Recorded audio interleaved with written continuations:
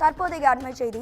இரட்டை இலை சின்னம் விவகாரம் தொடர்பாக தலைமை தேர்தல் ஆணையத்திற்கு முன்னாள் முதலமைச்சர் ஓ பன்னீர்செல்வம் பதில் மனு தாக்கல் செய்திருக்கிறார். இது குறித்தான கூடுதல் தகவல்களை தருவதற்காக நமது தலைமை செய்தியாளர் சிவா இணைப்பில் இருக்கிறார்.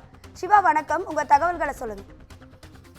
ராதிகா, இரட்டை இலை விவகாரம் தொடர்பாக தேர்தல் ஆணையம் இபிஎஸ் ஓபிஎஸ் என இருவரும் பதிலளிக்க வேண்டும் என்று கடந்த சில நாட்களுக்கு முன்பு ஒரு உத்தரவு பிறப்பித்திருந்தது. இந்த நிலையில நேற்றைய தினம் அதிமுக பொதுச் செயலராக இருக்கக்கூடிய எடப்பாடி பழனிசாமி தேர்தல் ஆணையத்தில் ஒரு பதில் மனுவை தாக்கல் செய்த நிலையில் தற்போது முன்னாள் முதலமைச்சர் ஓ பன்னீர்செல்வம் ஒரு பதில் மனுவை தேர்தல் ஆணையத்தில் தாக்கல் செய்திருக்கிறார். அந்த பதில் மனுவில் அவர் குறிப்பிட்டிருப்பது 2021 டிசம்பர் 6ஆம் தேதி ஓபிஎஸ் இபிஎஸ் ஆகியோரையும் முதன்மை உறுப்பினர்கள் மூலமாகவே அதிமுக கட்சியினுடைய ஒருங்கிணைப்பாளர் இணை ஒருங்கிணைப்பாளர் என்று தேர்ந்தெடுத்தது அக்கட்சியினுடைய விதிகளின்படி சட்டப்பூர்வமானது. அதாவது ஒருங்கிணைப்பாளர் இணை ஒருங்கிணைப்பாளர் ஆகியோர் அதிமுகவினுடைய பொதுக்குழு செயற்குழு உறுப்பினர் மூலமாக தேர்ந்தெடுக்கப்பட்டதுதான் சட்ட விதி என்றும், ஒருமுறை இவர்கள் மூலமாக தேர்ந்தெடுக்கப்பட்ட உறுப்பினர்கள் அந்த தலைமையில் இருக்கக்கூடிய உறுப்பினர்கள் ஒருங்கிணைப்பாளர் இணை ஒருங்கிணைப்பாளர் என்ற பொறுப்பில் இருக்கக்கூடியவர்களுக்கு 5 ஆண்டுகள் வரை அவர்களுடைய பதவி காலம் என்பது இருக்கிறது. ஆனால் ஒரு சிறப்பு பொதுக்குழு என்றை கூட்டிவிட்டு அதன் சிறப்பு தீர்மானத்தை நிறைவேற்றிவிட்டு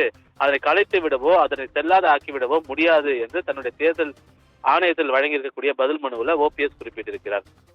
அதோடு மட்டுமல்லாமல் கடந்த முறையாகவே தேர்ந்தெடுக்கப்பட்ட கட்சி தலைமையிலான பதவி காலம் என்பது 2026 டிசம்பர் வரை இருக்கக்கூடிய நிலையில ஒரு சிறப்பு தீர்மானம் மூலமாகவே அதனை செல்லாத ஆக்கிவிட முடியும் என்ற ஒரு நிலை என்பது இருக்கவே முடியாது என்பதனை ஓபிஎஸ் தெரிவித்திருக்கிறார். அதே போல கட்சியினுடைய அடிப்படை சட்ட விதியில முதன்மை உறுப்பினர்கள் என்று அவர் குறிப்பிடுவது பொதுக்குழு செயற்குழு உறுப்பினர் மூலமாக தேர்ந்தெடுக்கப்பட்ட தலைமையை முன்கூட்டியே நீக்குவதோ அல்லது செல்லாத ஆக்கிவிடவோ முடியாது என்ற விவரத்தையும் குறிப்பிட்டிருக்கக்கூடிய அவர் ஜனநாயக பூர்வமாக நடத்தப்பட்ட அந்த பொதுக்குழு செயற்குழு மூலமாக தான் ஒருங்கிணைப்பாளர் இணை ஒருங்கிணைப்பாளர் போன்ற பொறுப்பு எல்லாம் தேர்ந்தெடுக்கப்பட்டிருக்கிறது. எனவே இதனை எதிர்த்து சட்ட விதிகளுக்கு முரணாக பொதுச் செயலாளராக எடப்பாடி பழனிசாமி மாறியிருக்கிறார் என்றும், ஒருவரை நீக்குவது ஒருவரை சேர்ப்பது போன்ற அனைத்து விதிகளும் ஒரு தலைமையின் கட்டுப்பாட்டில் இருந்தாலும் தலைமையின் பொறுப்பில் இருக்கக்கூடியவர்களை நீக்குவது அவர்களை சேர்ப்பது போன்றவை பொதுக்குழுவில் இருக்கக்கூடிய ஒரு முடிவுகள் தான். ஆனால் சிறப்பு தீர்மானம் மூலமாக அதனை மாற்ற முடியாது என்ற ஒரு விவரத்தை அவர் தன்னுடைய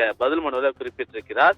ஒருங்கிணைப்பாளரான ஓபிஎஸ் வசம் இரட்டை இலை சின்னத்தையும் கட்சியையும் ஒப்படைக்க வேண்டும் என்று ஏற்கனவே தங்கள் தரப்பை அதிமுக என்றும் அங்கீகரிக்க வேண்டும் என தேர்தல் ஆணையத்தில் நாங்கள் முறையிட்டிருக்கிறோம் என்ற ஒரு விவரத்தை குறிப்பிட்டிருக்கக்கூடிய ஓ பன்னீர்செல்வம் அதிமுக தொடர்பாக உரிமை வழக்குகள் தற்போது வரை நீதிமன்றத்தில் நிலுவையில் இருக்கிறது. எனவே அதில் முடிவு வரும் வரை இபிஎஸ் வசம் இருக்கக்கூடிய கட்சி தொடர்பான அதிகாரங்கள் அவருக்கு இருக்கக்கூடிய உரிமைகள் என அனைத்தையும் தேர்தல் ஆணையம் திரும்ப பெற வேண்டும் என்று தன்னுடைய பதில் மனுவில் ஓ பன்னீர்செல்வம் குறிப்பிட்டிருக்கின்றார். ராதிகா, உங்க தகவல்களுக்கு நன்றி சிவா.